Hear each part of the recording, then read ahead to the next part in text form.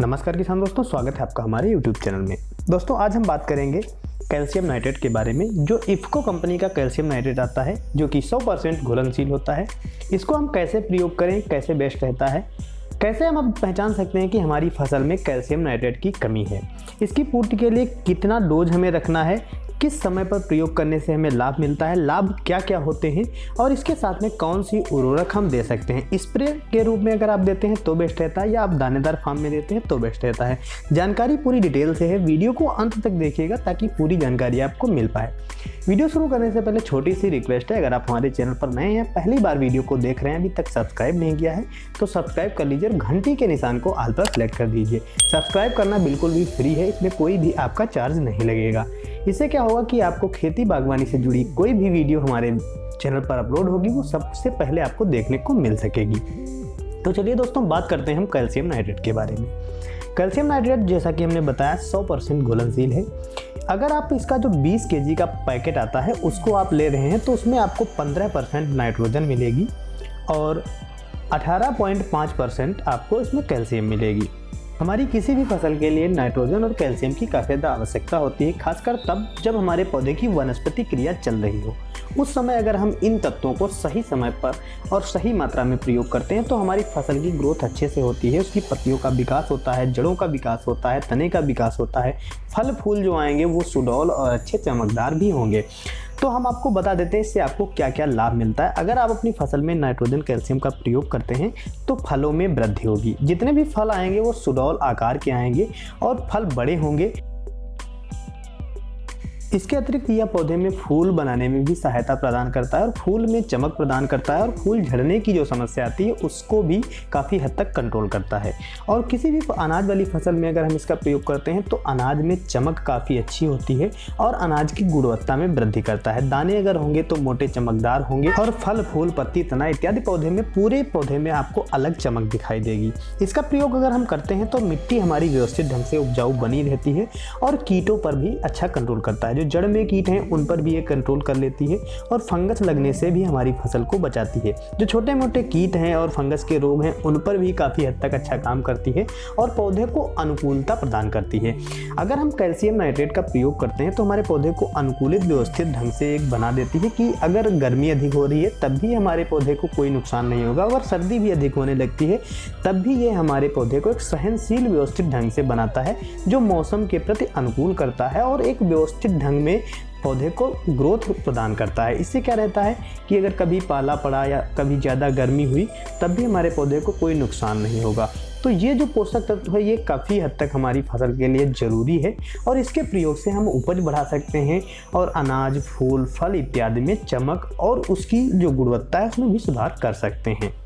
और इसके बाद रही बात नाइट्रोजन की, तो नाइट्रोजन के बारे में किसान भाइयों को पता ही होता है। अगर हम अपनी फसल में नाइट्रोजन देते हैं तो पत्तियों का, पौधे का, तने का विकास तीव्र गति से होता है और क्लोरोफिल की मात्रा बढ़ जाती है, हरियाली अच्छी होती है, जिससे पौधा भोजन अच्छे से बना पाता है। तो किसान दोस्तों सीधी सी सिंपल सी बात यह है कि अगर आप अपनी फसल में कैल्शियम नाइट्रेट का प्रयोग करते हैं तो पौधा ग्रोथ अच्छे से करेगा, जितने भी माइक्रोन्यूट्रिएंट्स हम देंगे उनको अच्छे से ग्रहण कर पाएगा और उसकी वनस्पतिक क्रिया अच्छे से हो पाएगी, जिससे उसमें फल फूल अनाज में काफ़ी वृद्धि होगी। अब हम बात करते हैं कि आप अपनी फसल में कैसे पहचानेंगे कि हमारी फसल में कैल्शियम नाइट्रेट की कमी हो गई है।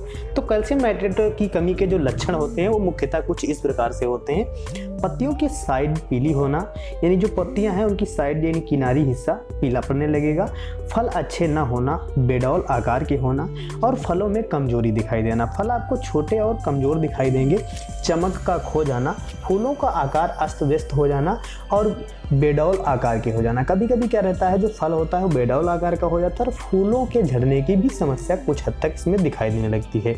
जड़ों का जो पोषक तत्व है खींचने का जो ढंग है वो भी कम हो जाना है, यानी जड़ों का विकास अच्छे से नहीं हो पाता है तो पोषक तत्व ग्रहण नहीं कर पाते हैं।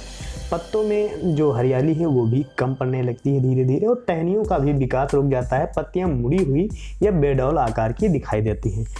यानी पौधे की जो नई पत्तियां हैं वो बेकल व पीली नजर आने लगती हैं और फलों का आकार छोटा रह जाता है तथा मिट्टी की जो उपजाऊ उर्वरकता है वो भी खोने लगती है। तो ये सारी कमी के लक्षण होते हैं अगर हमारी फसल में कैल्शियम नाइट्रेट की कमी है।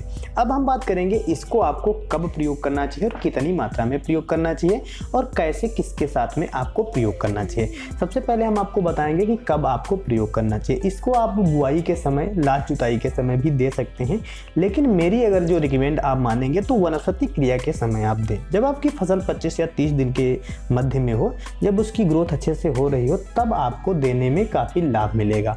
या फिर आप ठीक फूल या फल आने के ठीक पहले इसका प्रयोग करते हैं तब भी लाभ काफ़ी अच्छा मिलता है।